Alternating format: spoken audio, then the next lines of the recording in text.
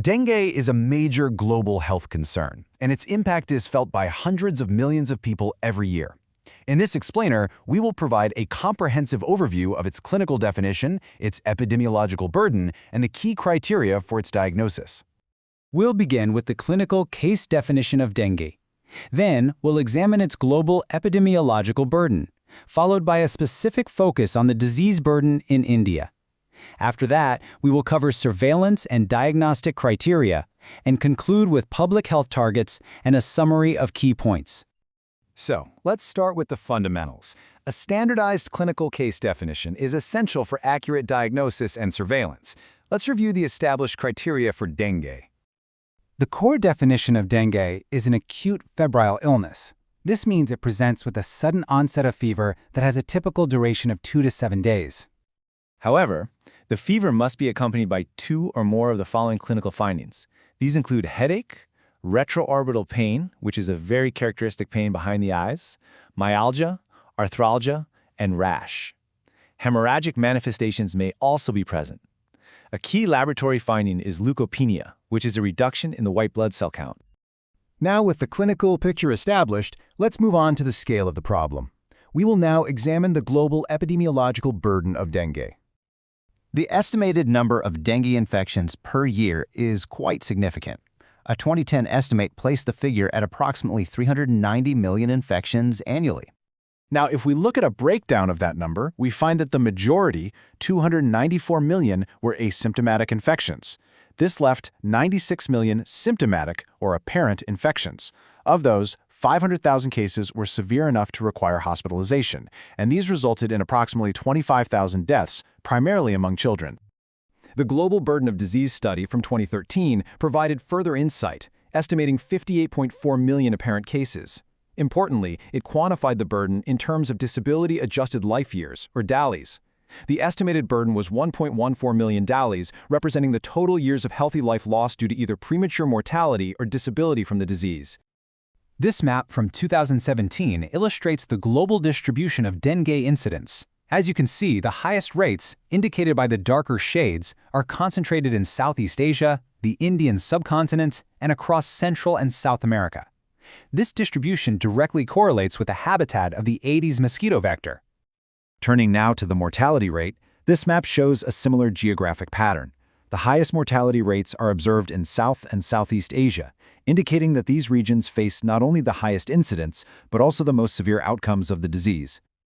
This final map, displaying the DALYs rate, confirms this trend.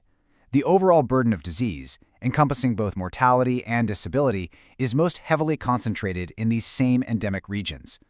This highlights the profound and lasting public health impact in these areas.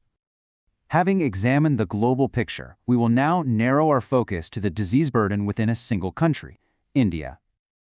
The burden of dengue in India is substantial. It is estimated that India contributes 34% of the total global burden of apparent dengue infections.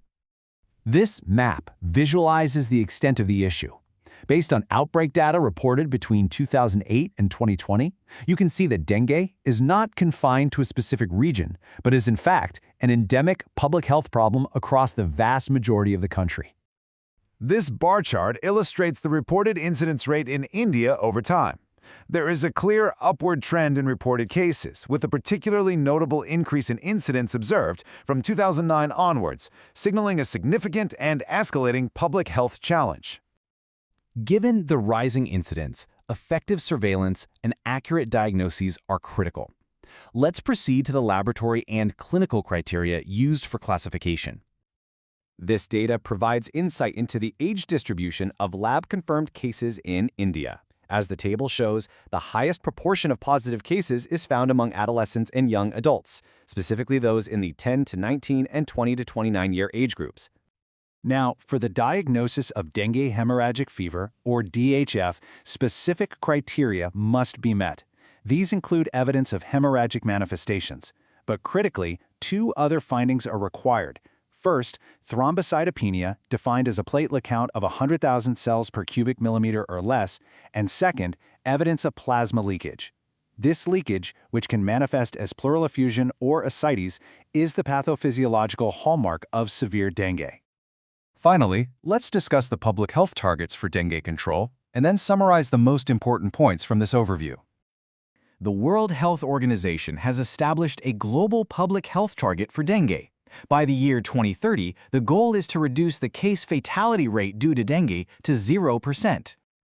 Let's conclude with a summary of the key examination points. The annual global burden is estimated at 390 million infections. India contributes 34% of the world's apparent cases. The case definition is an acute febrile illness with at least 2 characteristic signs, such as retroorbital pain or leukopenia. For DHF, the crucial diagnostic criteria are thrombocytopenia and evidence of plasma leakage. In India, the peak age for confirmed cases is the 10 to 29-year-old demographic. And finally, the public health target for 2030 is a 0% case fatality rate.